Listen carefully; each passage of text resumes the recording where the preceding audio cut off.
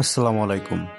আজকের গন্তব্য সাতক্ষীরার ঐতিহ্যবাহী নলতা শরীফ, যেখানে প্রতি শুক্রবার প্রায় 10,000 মানুষ একসাথে বসে ইফতার করেন। নিজের বাড়ি থেকে রওনা হলাম, সাথে আছে অনুপ দাদা। আমতলা মোড়ে গিয়ে যোগ দিল নাইম। এরপরে দুই বাইকে আমরা 5 জন, সাথে রাহান ভাই এবং মুস্তফা ভাই।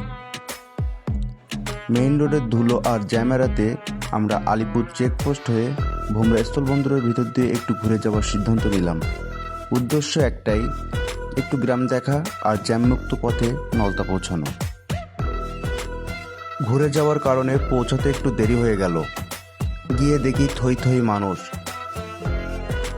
বাইক পার্ক করে ঘুরতেই নাইমের চোখে পড়ল এক অদ্ভুত সুন্দর মডিফাইড গাড়ি।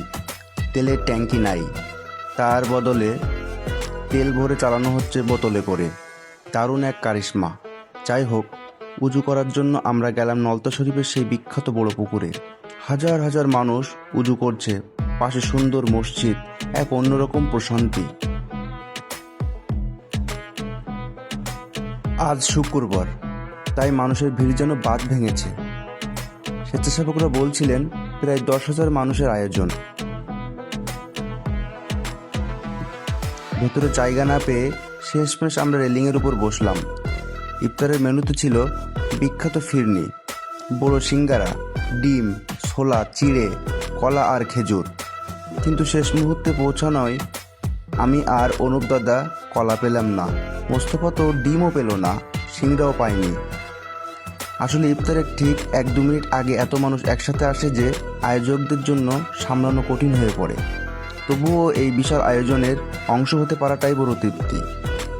ইফতার শেষ করে নাইম আর রাহান ভাইয়ের তৃপ্তিমাখা মুখটাই বলে দিচ্ছিল অভিজ্ঞতাটা কেমন ছিল। রাহান ভাই তো বলেই ফেললেন, এটা ভাষায় প্রকাশ করার মতো না।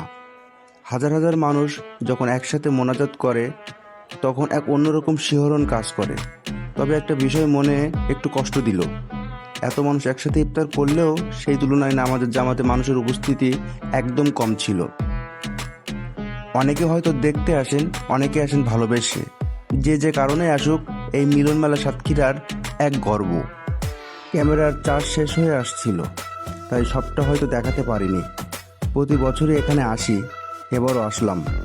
আল্লাহ আমাদের এই রমজানকে কবুল করুন। আমাদের এই ভিডিওটি কেমন লাগলো জানাবেন। দেখা হবে অন্য কোনো ব্লগে। আল্লাহ হাফেজ।